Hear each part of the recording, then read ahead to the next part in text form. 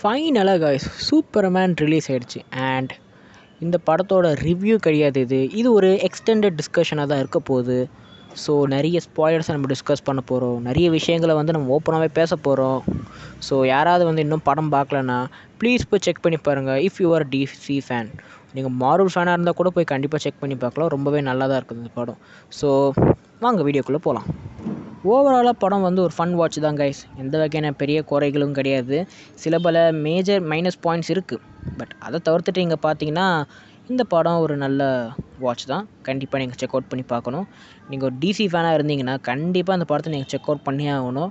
முட்டி மோதியாவது இந்த படத்தை நீங்கள் ஓட வச்சாதான் உங்களுக்கு அடுத்த வரப்போகிற டிசி யூனிவர்ஸ் நல்லாயிருக்கும். இல்லைனா மொத்த டிசி கதையை மூடிட்டு அவங்க பாட்டுன்னு போயிடுவாங்க.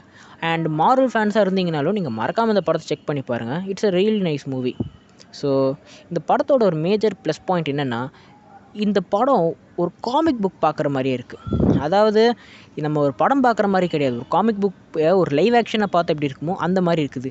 எனக்கு இப்போ வரைக்கும் புரியலாதவங்க அது எப்படி புல் ஆஃப் பண்ணாங்கன்னு. பட் சில இடத்துல அதெல்லாம் பார்க்க ரொம்பவே நல்லா இருக்குது, ரொம்பவே ஃபன்னாக இருக்குது. அண்ட் அதே டைமில் இந்த ஹென்ரி கேவல் சூப்பர்மேன், ஜாக் ஸ்னைடர் சூப்பர்மேன், அந்த மாதிரி ரொம்பவே டார்க்கான விஷயங்களை பார்த்துட்டு இங்கே பார்க்கும்போது ரொம்ப கலர்ஃபுல்லாக இருக்கிறது கைண்ட் ஆஃப் ரிஃப்ரெஷிங் கைஸ். சில பேருக்கு இது டோன் பிடிக்காமையும் இருக்கலாம், சில பேருக்கு ஓவர் எக்ஸாஸ்டேட் பண்ணுற மாதிரி இருக்கலாம். பட் எனக்கு இட் ஜஸ்ட் வாஸ் பர்ஃபெக்ட். ஒரு காமிக் புக்கை படிக்கும் போது எப்படி இருக்குமோ அந்த மாதிரி தான் இருந்தது. ரொம்பவே பர்ஃபெக்டாக இருந்தது. ஸோ சினிமாட்டோகிராஃபி அப்புறம் அந்த விஎஃப்எக்ஸ் டெக்னிக்கலாக இந்த படம் ரொம்பவே சாலிடாக இருந்தது. சவுண்ட் எஃபெக்ட்ஸ் ரொம்பவே பக்காவாக இருந்தது. நான் போன தேட்டரில் கொஞ்சம் சவுண்ட் எஃபெக்ட்ஸ் கொஞ்சம் கம்மியாக தான் இருந்த மாதிரி இருந்தது. ஸோ பட் நான் கேட்ட வரைக்கும் எனக்கு ரொம்பவே பர்ஃபெக்டாக இருந்தது. And music is just literally very very good. நீங்கள் உடனே அந்த ஜாக் ஸ்னைடரோட சூப்பர்மேன், மேன் ஆஃப் ஸ்டீல் அந்த ஃப்ளைட் பிஜிஎம் எடுத்துன்னு வந்துடாதீங்க. அதோடு இது கம்பேரே பண்ண முடியாது. ஃப்ளைட்டு தனி, அது ஒரு வேறு லீக் அது. ஸோ அதோடு இது கம்பேர் பண்ணாதீங்க. பட் படத்தில் எலவேஷன்ஸ்க்கு என்னென்ன தேவையோ அது எல்லாமே ரொம்ப கரெக்டாக பக்காவாக இருந்தது. அது ஒரு மேஜர் ப்ளஸ் பாயிண்ட். ஏன்னா இந்த வார் சீக்வன்ஸில் அந்த பையன் சூப்பர்மேன் அந்த சீக்வன்ஸ்க்கு அந்த மியூசிக் அவங்க போட்டதாகட்டும் ரொம்பவே சூப்பராக இருந்தது. அப்புறம் எல்லா கேரக்டர்ஸ்க்கும் Superman, Guy Gardner, Lois Lane, Mister Terrific, இந்த மாதிரி எல்லா கேரக்டருக்கும் நல்ல ரைட்டிங் போயிருக்குது. சூப்பர்மேனுக்கு மட்டும் சில பல நெட்ஃப்ளிக்ஸ்லாம் இருக்குது, அதை நம்ம தனியாக பேசலாம். பட் மற்ற சைட் கேரக்டர்ஸ்க்கு எல்லாம் எடுத்து பார்த்திங்கன்னா ஏதோ ஒரு வகையில் அந்த சைட் கேரக்டர்ஸ்லாம் ரொம்பவே நம்மளுக்கு லைக்கபிளாக மாறுது.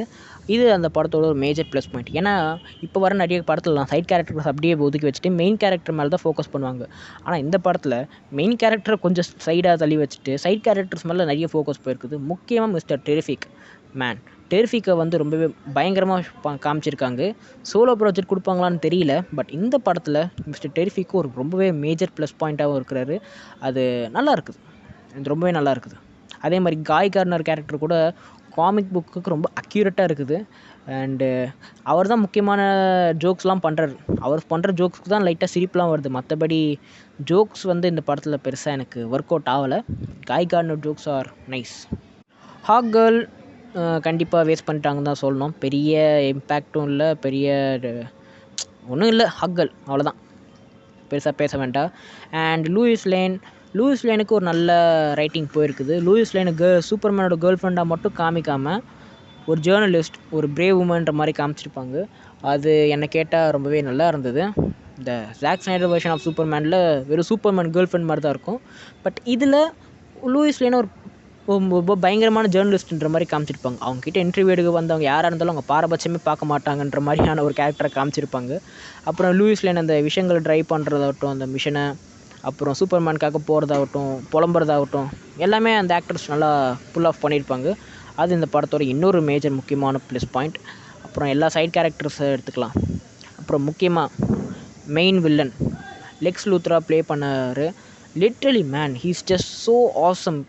அவர் நடித்த எல்லா சீக்வன்ஸும் பயங்கரமாக இருக்கும். அதாவது நம்மளுக்கு இரிட்டேட் பண்ணுற அளவுக்கு அவர் நடிச்சிருக்காரு.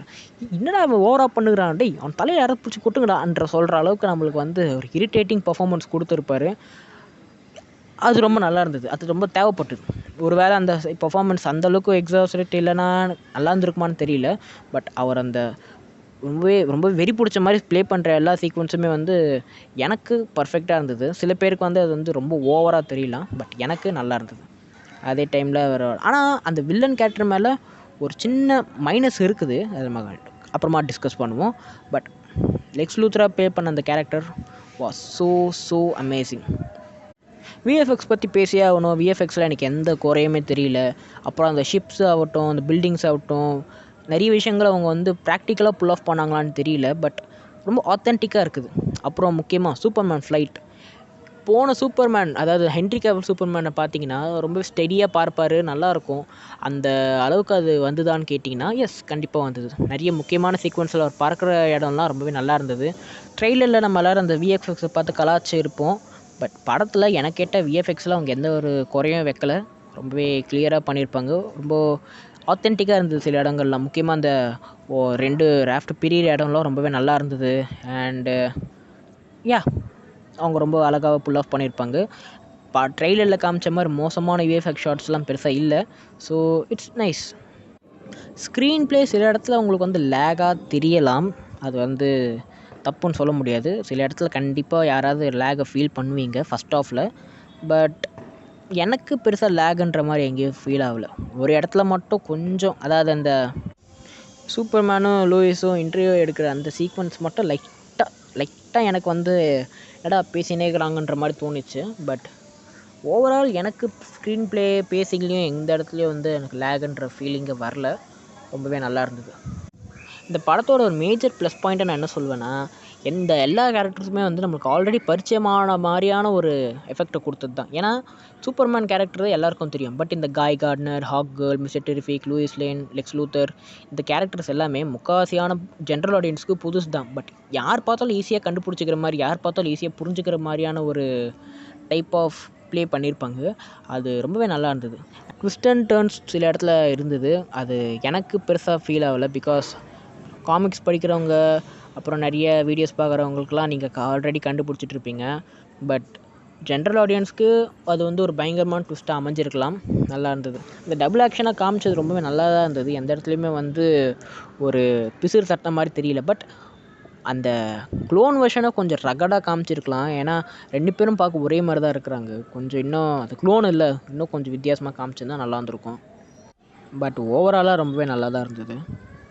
இப்போது ஃபைனலாக சூப்பர்மேன் கேரக்டர்கிட்ட வருவோம். ஏன்னா இந்த படம் சூப்பர்மேனை சுற்றி தான் முக்கால்வாசி இடத்துல நகருது.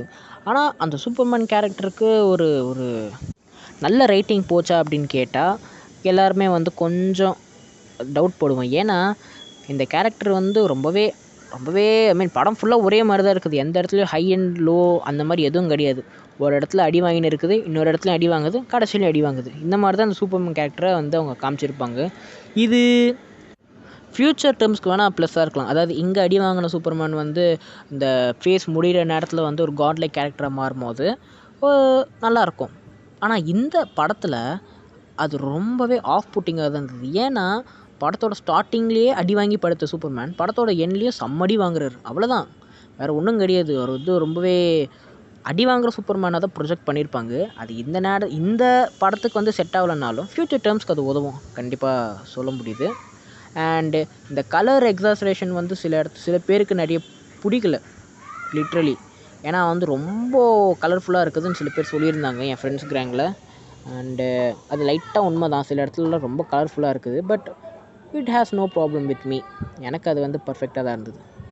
ஃபைனலாக டிபேட்குள்ளே வருவோம். ஹென்ரி கேவிலை டேவிட் கார்ன்ஸ்வெட் ரீப்ளேஸ் பண்ணாரா அப்படின்னு கேட்டிங்கன்னா 50%.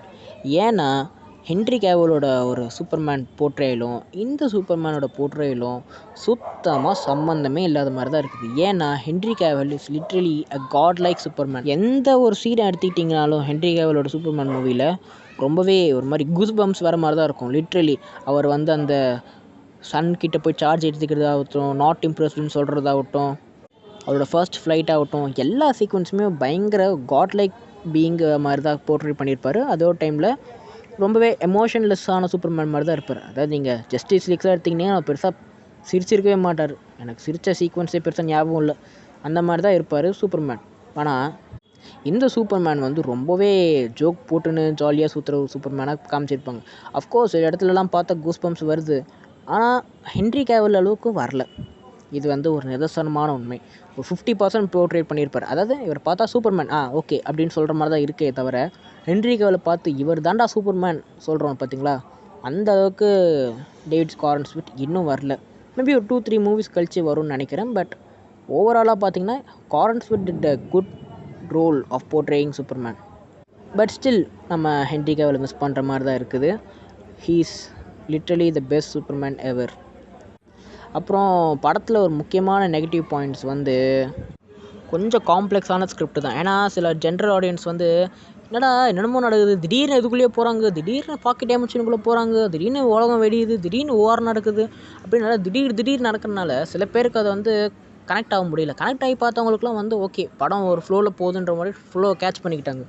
ஆனால் அந்த ரொம்பவே ஜெனரிக் ஆடியன்ஸ்லாம் வந்து சுத்தமாக புரியல.